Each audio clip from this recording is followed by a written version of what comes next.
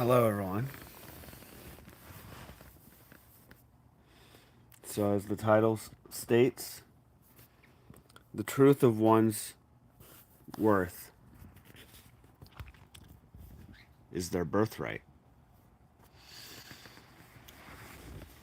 What does that mean?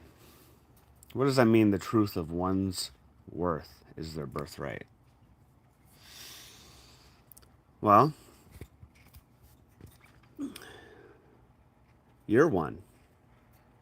You are one individual. You could call yourself one soul, one person. However, you choose to describe yourself, you are one.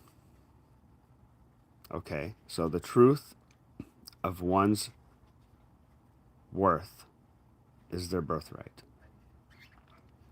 Truth with a capital T, one with a capital O. So, what does capital T truth mean? That's what we're here today to begin to uncover. The truth, such an elusive word, an elusive thing, truth. Everyone's searching for truth.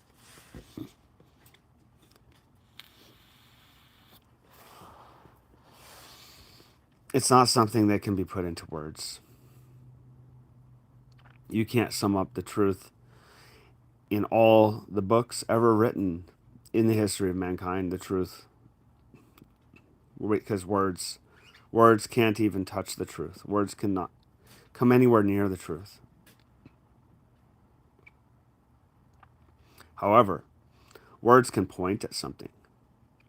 That's where words come in handy. That's where words are useful. Words are useful at pointing at things because words are symbolic. Words are symbols in their very nature.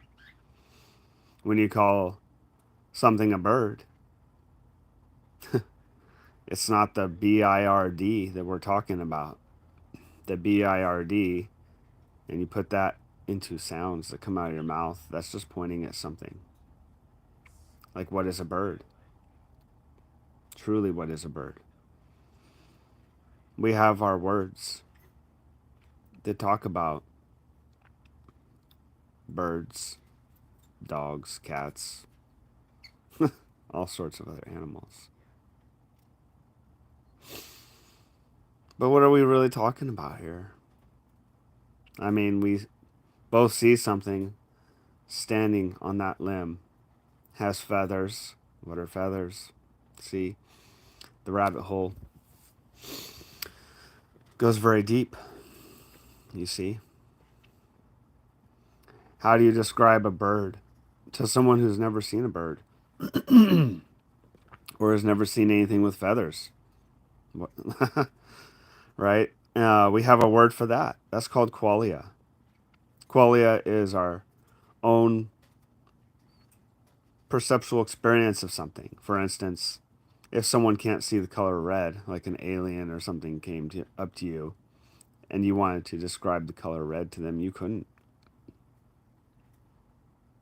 So the words don't mean anything without the internal context.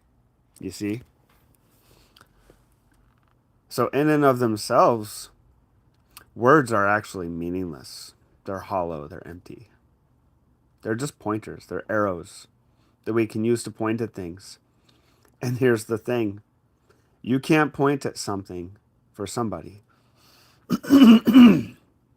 Excuse me.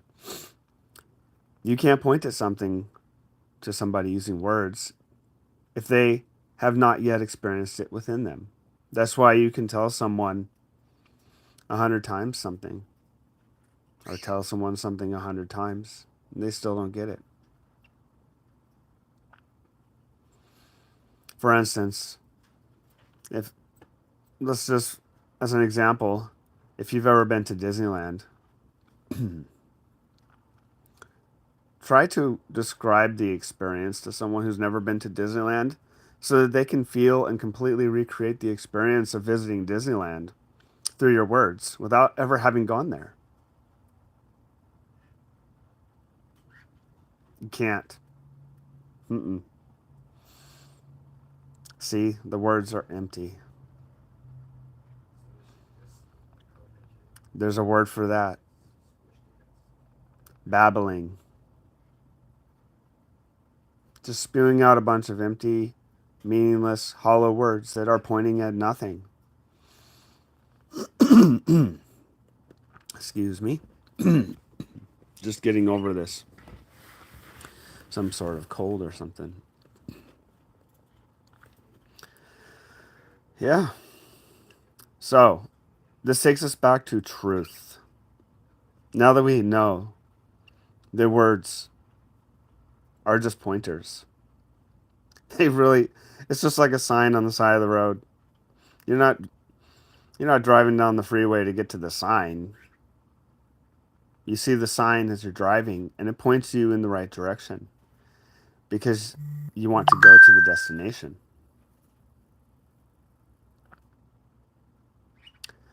So that's about as useful as words are in proper communication.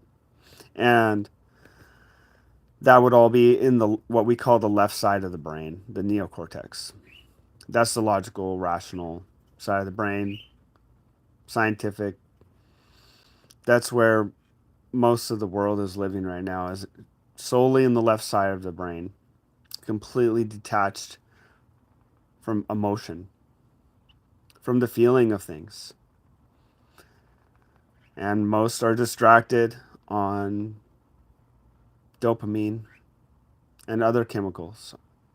Like when you're death scrolling through Facebook or TikTok, you're just trying to get that next hit of dopamine, a chemical release in your brain, so that you actually feel something because your life is so hollow.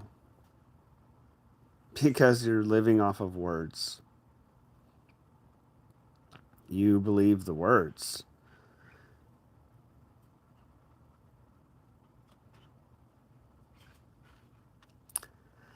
Hear what I'm saying. Don't listen to the words that are coming out of my mouth. Like, to truly hear something is to feel it. If you don't feel it, if you don't feel what I'm saying, you don't hear me. You don't hear me. If you are feeling something, then that means you hear me. I hope you hear me. Because I'm pointing at something you may never have considered. Something truly profound once you can wake up to it. So, capital T, truth. What is that? We have many books. We have the Bible, the Quran, the Bhagavad Gita, the Vedas, the Tao Te Ching, the Book of Mormon. Many books full of words. And you can read those words 10,000 times and still not know what they're pointing at, not realize. Realize. What is realize? That's another word. And I apologize for my notifications on my phone. This is my first video. Reminds me of a saying though. Realize real lies with real eyes. Words, words, words, words, words, words, words. The truth is, all the words are made up. They're not real. They don't have any substance. They're empty. They're hollow.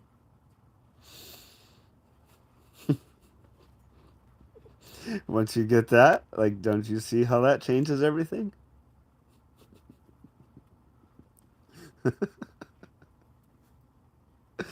So, what is real? Israel. Interesting. Another word. That's a name. Proper noun. Israel. So, what is real? You know what's real. What's real is when someone says something and it triggers you to feel a specific emotion and you feel it within inside of you. That's why you watch all those movies you watch. That's why you play those games. That's why you get involved in the drama. So that you can feel something, because feeling is real. It's not real till you feel it. And there we are. We're now engaging our right brain. That's our feeling, emotional, artistic, creative, timeless brain. The left brain has time.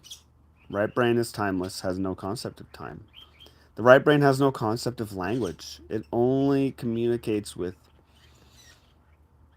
frequency and vibration. We call those emotions. That's our limbic system. It's connected to our limbic system. Now we're getting somewhere. We're getting closer to the truth here with a capital T.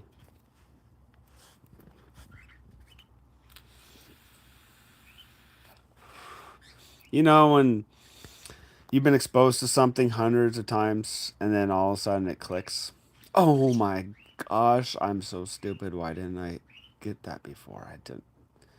Wow, it was right in front of my face the whole time, but oh, I feel it now. See?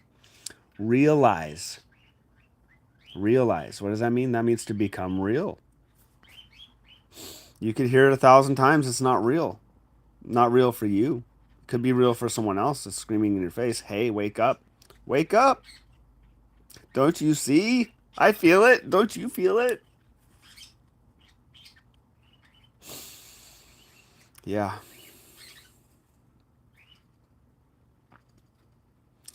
Then one day you feel it and you're like, oh my God, I get it. I get it. I understand what you've been trying to tell me. Duh. Wow. Facepalm.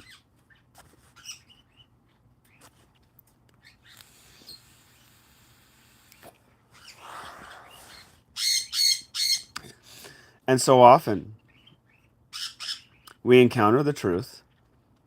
That subtle voice, sorry, that subtle voice speaks within us.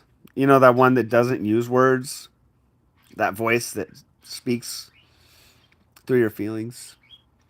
You're like, oh, I know I should do this thing, but oh, I got all these words in the other side of my head that are telling me to do this other thing because what this feeling is telling me is logical. It's irrational. It doesn't make any sense.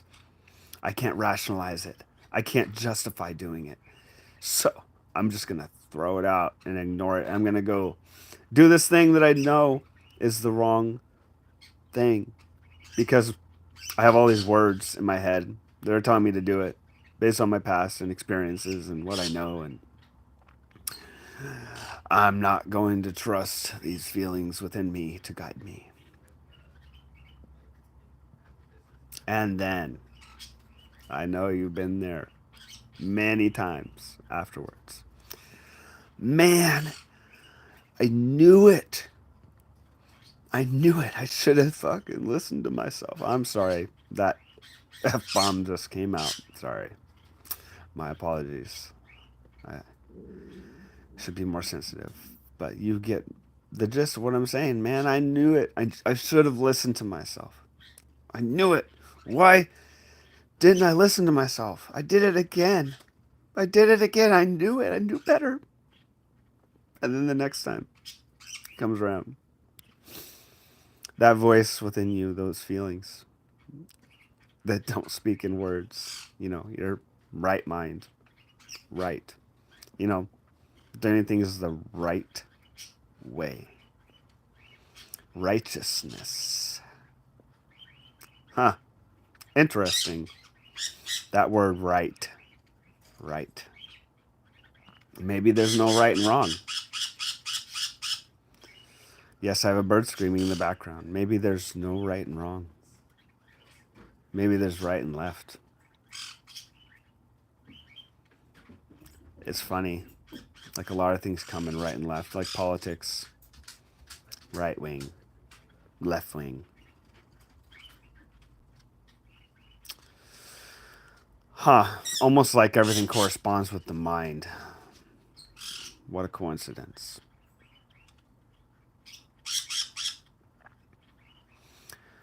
So, back to the original title of this video. The truth with a capital T of one's, capital O, one's own worth is their birthright. So what does that mean? That means that your inherent value and worth that you don't have to earn, you don't have to work for, you don't have to go out and prove to yourself or anyone else, is built into you from birth. And it is your birthright. Excuse me. It is your birthright to know the truth of your worth. That's my son, Conyer. His name is Vega. He's very loud. Perhaps he might be trying to say something to you. Because they're communicating too. Everything's communicating. Have you ever stopped to maybe ponder for a moment that the situations you're currently experiencing are trying to communicate something to you beyond words, and you just have to sit there with it for a minute? Just ask yourself, what is this discord in this relationship, this current trouble I'm experiencing, this problem? What is this trying to tell me? Why do I even have a problem? Do we ever question that? Why am I having a problem? What is the problem?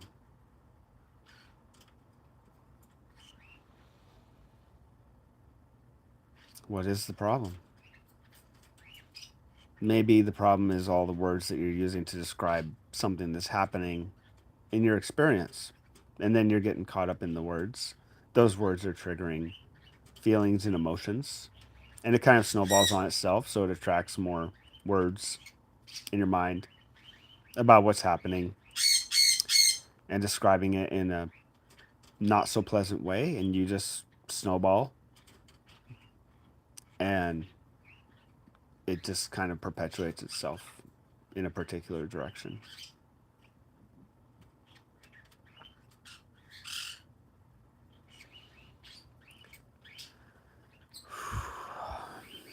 So I'll say it again, and I'll look directly into the camera. The truth with a capital T of one's, capital O, worth is their birthright. Again, these are just words pointing at something.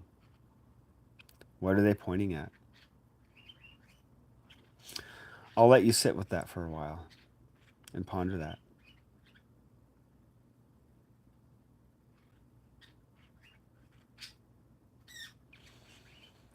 And I suppose that's where I'll leave you. Until next time, stay blessed. I love you. Now I just have to figure out how to end this thing because this is my first time. Namaste.